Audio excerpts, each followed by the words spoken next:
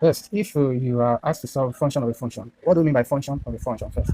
Function of a function is, in these cases, whereby we are having an expression inside the bracket, and that bracket is carrying a power. We call it function of another function. Like here, we're having an expression here and it's carrying power. Here, too, we're having an expression here and it's carrying power. So anytime you're having an expression that is inside the bracket and that is having a power inside, we call it function of function.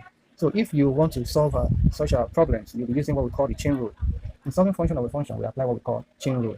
Now, let's see what the chain rule is all about. The chain rule says that dy all over the x equals dy all over the u times the u all over the x.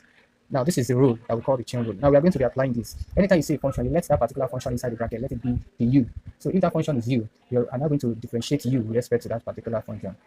In these three cases that we're having here, let me solve question number 2, where it looks complex than the others. So you try the 1 and 3. So question number 2 says that we should find the y dx when y equals to 5 all over this. So you let this one equals to u. So you let u equals to 6 minus s squared. So all of this inside the bracket is now what? Is now u.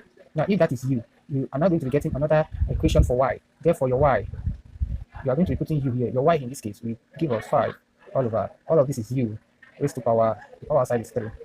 Now, in these two cases, here you find the u, the x. You find change in u with respect to change in x. But here you find the y, the u. Change in y with respect to u. So here you are going to be getting the u, the x. Why in this case, you are going to be getting the y, the u. So in the first case, if you want to find the u, the x here, we have our du, the x equals to, this is a constant, gives us 0. So we'll differentiate this. These two comes here, give us minus 2x. The 2 minus 1 will now give us 1. So our du dx is this. Why in the other case, we find the y, the u. We want to express it as a linear equation. So we have 5. If this u goes up, becomes u raised to power minus 3. Now with this, now we can easily find our dy dx. This is our y, expressing it as a linear equation. So our du, our dy with respect to our du now, will give us, the power here is minus 3 multiplied, this gives us minus 15. U, from minus 3, minus 1 also we have minus 4. So our dy du is this, why our du dx is this. So for us to now get our dy dx, we are going to be multiplying our dy du times our du dx. Our dy du is this, that gives us minus 15 u is power minus 4 times, then our du dx, which is our minus 2x.